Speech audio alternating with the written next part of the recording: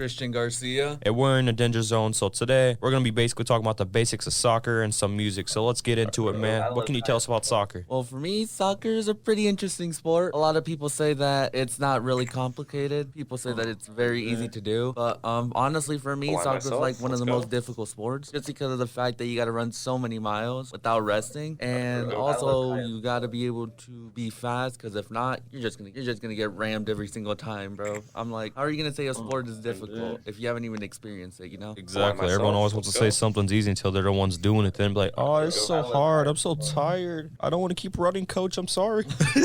Bro, let me tell you something. I was at soccer practice once. Yeah. We were running. Some dude threw up after the first lap. And everybody thought he was like one of the most fit. I was like, dude, there's no way that you just threw up like in one lap. We didn't even run a mile yet. And he already threw up. I was like, bro. Not even I'm in that bad of shape right now. Like, I'm in pretty bad shape right now. But back in freshman year and this year, I at least could run for a bit before I'm throwing up. And the only time that happened was like, obviously freshman year when we ran 1,400 yards and bear crawl 350.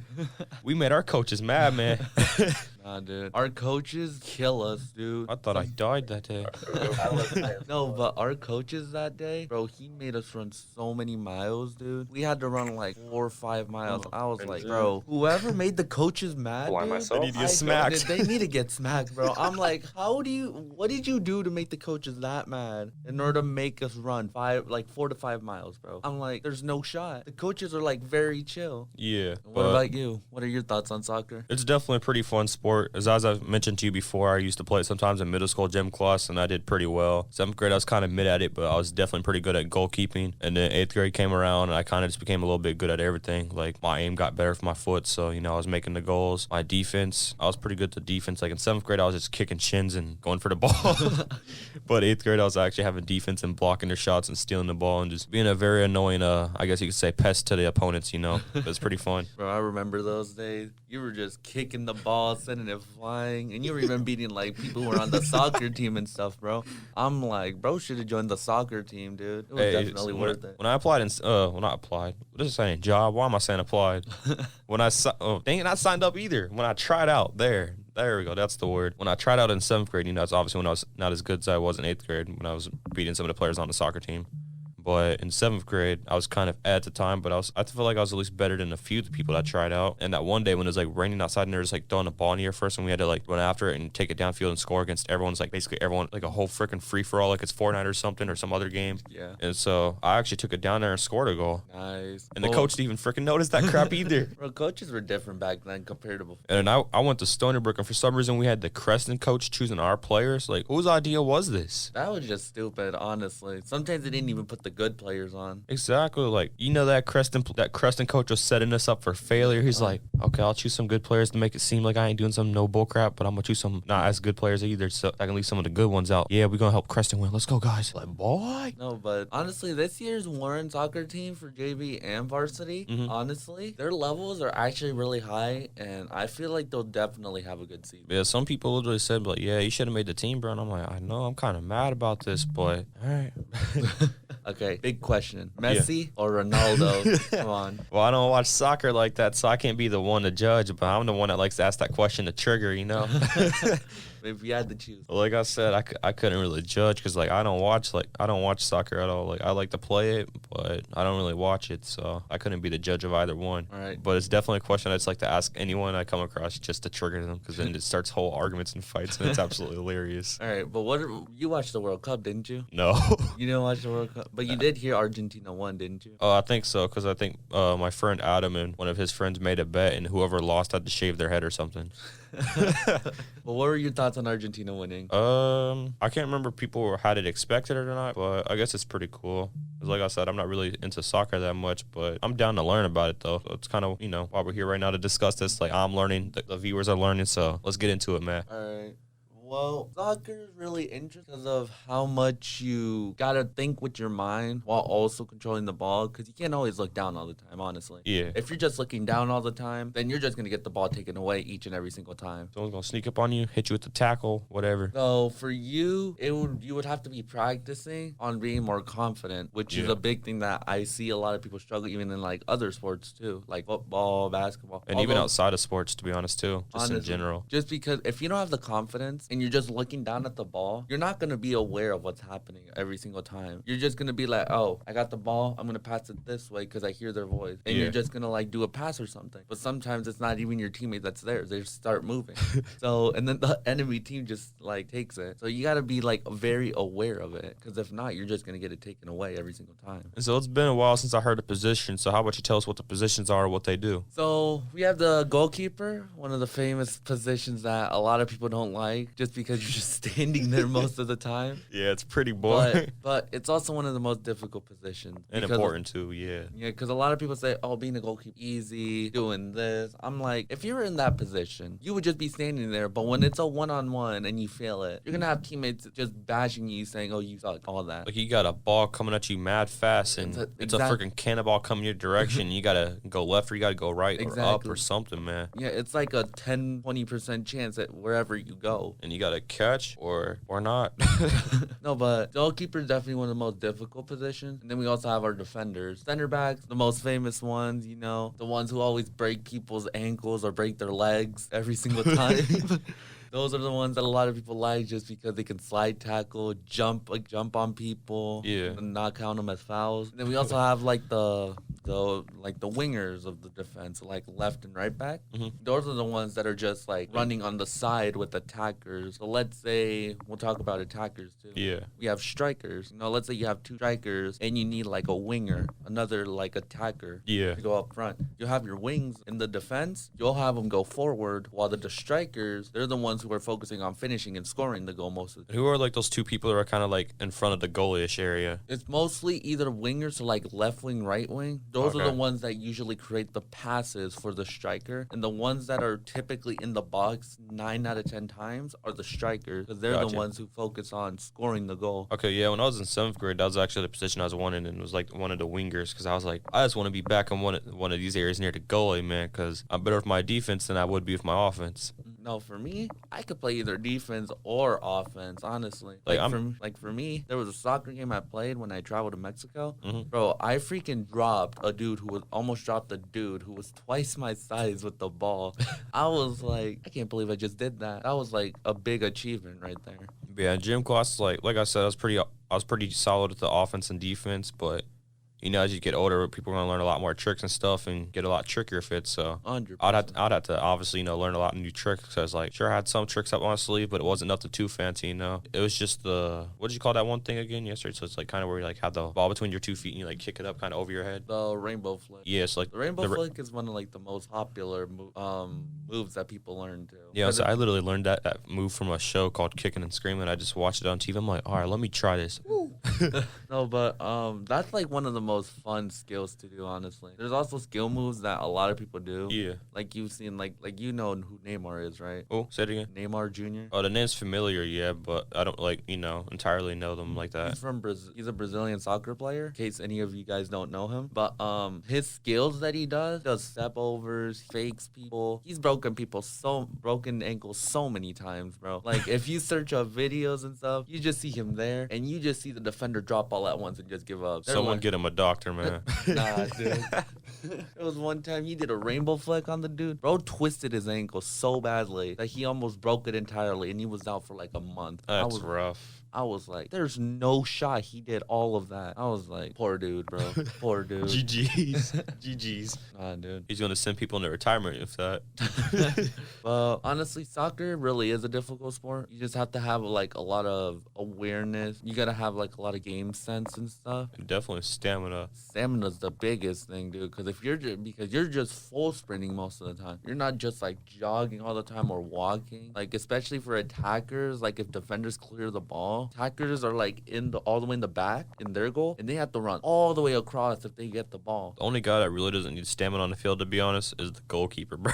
Goalkeeper? I mean, they just stand there, but exactly for most of the game. And so like someone comes down there to shoot, then they're like, okay, move, dive, let's go, kick it back into the field. I blocked it. Yes, sir. Yeah, 100%, bro. And like, so sure, like they have a hard job, but they get to chill back there, not running crazy. 100%, bro. It's like, how can I say this? Goalkeepers, like as I said earlier, a lot of people talk bad about them, but it's just the feeling that you get, because sometimes it destroys your confidence when you hear your own teammates talk bad about you. Yeah, I feel it. It was like, because I used to be a goalkeeper once too when I was in middle school. And I was like, nah, dude, I'm not going to be a goalkeeper if I'm always going to be dealing with this if I do a mistake every once in a while, bro. What was funny in gym class is how we were always hitting someone with the ball too. I remember that, dude. And when someone was goalkeeper too, like they would just be blocking, the little area, or they'd just like turn around and just get kicked in the butt by the soccer ball. I'm like, oh heck, he's kicking way too hard. Bro, there was this one time in gym class. Yeah. I was over here just doing my own thing, playing soccer. I kick it, and I didn't try and hit the kid. I tried to do a long pass, and I hit it so hard that it hit his face, and I almost knocked him out clean with the ball. I was like, dude, I killed the man. He was not able to breathe or nothing. What's funny is when Marlon's always kicking the soccer ball and his shoe goes flying off. Bro. And like we just got done like watching something. Oh, not watching something, but reading something called like The Outsiders or something in English class too, by like S.E. Hilton or something. Yeah. Outsiders. It was a perfect book. Yeah, it really was a good book, and it was like I think there's someone called like One Bit Matthews or One Shoe Matthews or something like that. And so I'm like, all right, I'm calling Marlon One Shoe Marlon from now on. No, but honestly but going on to a different topic too. The Outsiders was a really good book. It really was. Like the Greasers versus, what was that? The Sox, or the Soaks, whatever Socs, I don't know. Sox. I was like, dude, that was probably one of the best books I've read in a long time. Yeah, it was fire for real. Even though it was like a low reading level, but the plot was just like perfect. Didn't you have Miss Fink as your teacher? I had Miss Fink as my teacher. Yeah, same. I was like, and we also read Call of the Wild, dude. Bro. Oh, yeah. Call of the Wild was cool, but it just wasn't as cool as The Outsiders. It was, honestly, if I had to rank them, I would put Outsiders 1 and the Call of the Wild 2. It's just the Call of the Wild, the plot, there were some times that you kind of get lost while reading. Yeah. Because you have to wait until you get deeper into the story to understand that part, which kind of confuses me a bit. I actually ended up reading like another book by the person that wrote The Outsiders that kind of connected to that book a bit too, and when they got like a lot further than that, so it was actually pretty interesting too. No, 100%. And so it's kind of like when the Greasers and Socs or Sox, whatever, I don't know, were kind of at peace with each other, but other things were going on, and obviously like the gang activities that was going on in there too. Honestly, like the books that we read back then don't compare to a lot of books now. There are certain books that are interesting. It's just they don't really catch an eye because they're just writing it, and like it doesn't really make that much sense in certain ways. Not gonna lie, when I was younger, I kind of did a lot of things better. Like I used to read every day, like multiple books. I would sometimes just read, and then I used to go outside every day and play sports with my friends. But sadly, almost no one ever's outside of my neighborhood anymore. They moved away, so I don't be really feeling like walking outside by myself anymore. Because I used to just walk around the neighborhood sometimes for hours, get a good exercise in, ride my bike around and stuff. But I popped my bike tire the other day. Like I just fixed it up after not using it for months, and then I forgot to pump up the tire when I went to go ride my bike. And so I'm like, frick! And I came back into the garage, pumped it up, went out on a ride, and I came out the garage the next day, went to go ride again. Back tire was just entirely flat. Front tire still chilling. I'm like, bruh. So I tried to pump up the back tire. I'm like, maybe it's fine. Maybe, So I went to pump it up. It was not pumping up no matter how fast I was doing. I was like, it's like, nope, no. Good riddance. No, there was this one time when I was riding the bike. I was just riding casually as normal. I hit the brakes on the bike at once. And I did a double flip, and I almost snapped my neck in half, bro. Dang. Once I was just, learning how to ride my bike. I was going really fast. I slammed the brakes. My bike kind of, went up on the back, the front tire, kind of, leaning forward, and then, the back tire up in the air. I got flipped off my bike and landed in my neighbor's bush. Nah, dude. My mom's like, you're trying to hug the bush now, huh? And I'm like, nah. Nah, dude. It was just, a little crash pad, cushions. All right. Another serious question. Favorite childhood show that you used to watch? There's a few things I liked for like Ninjago's kind of fire, and I actually just rewatched all 17 seasons because, they came off a lot of new seasons since I last watched it. So I'm kind of like, I don't know where I left off at, but like I started this in my childhood, so like I kind of feel the need to like finish it off, even though like I may not care for these kind of things as much anymore. I still need to finish it off since I got to finish when I started. So I watched Ninjago. I'm like, okay, this is cool. And then Power Rangers, like Power Rangers really hit back then when I was a kid. I used to be making like which Power Rangers though. Well, obviously you got to go with the OGs. Like sure, there's some cool ones, but like the OGs always gonna have to be the best. The Mighty Morphin, Tommy Oliver was the best Ranger, man. Green Ranger. For me, my opinion, best Power Rangers, Power Ranger Samurai. Number one. Samurai was pretty cool. Number one, like I liked Lightspeed Rescue too and RPM. Like for me, it was just the story and everything about that show was just perfect. It started off simple, but then the story of it just got like so deep into it. It was so perfect. I liked that one dude with like the cursed blade or whatever. I think his name was like Dexter or something like that. Yeah, and he fought the Red Ranger a lot. Yeah, I was like, dude, that was so crazy. I was like, that was also the first one to introduce two Red Rangers in one Power Ranger, didn't it? Yeah, because Jaden, he was knocked. His sister was there. His sister was. She was also training to be a ranger. I think to take his place if anything ever happened or something like that. Basically. Yeah, I was like, dude. Double Red Ranger, dude. I was like, this is about to get so interesting. It's when that Shiba monster came in with the Shiba fire or whatever. It was the Shiba fire monster. I was like, dang. wow. But there has been other Red Rangers before in the era. That's like the Forever Red episodes when like all these Red Rangers get together and stuff. That was cool. That was very cool. Where all of them. Oh my bad. Go on. No, but that's when all of them got together and they just fought all the enemies after they killed like their leader and stuff. I was like, the Time Force series really hit too. Time Force, man. Yeah. Did you watch Jungle Fury? I watched all of them. Like, I even watched the newest one that came out recently. What's the newest one? Dino Fury. Dino Fury? Yeah. I even watched the new movie that they actually made this year. The new movie was terrible though. I haven't seen the movie. Like they brought back like all the OG characters and stuff that are obviously still alive and willing to do it. So some of the second-hand OGs, not the first-hand OGs, but some of the first-hands.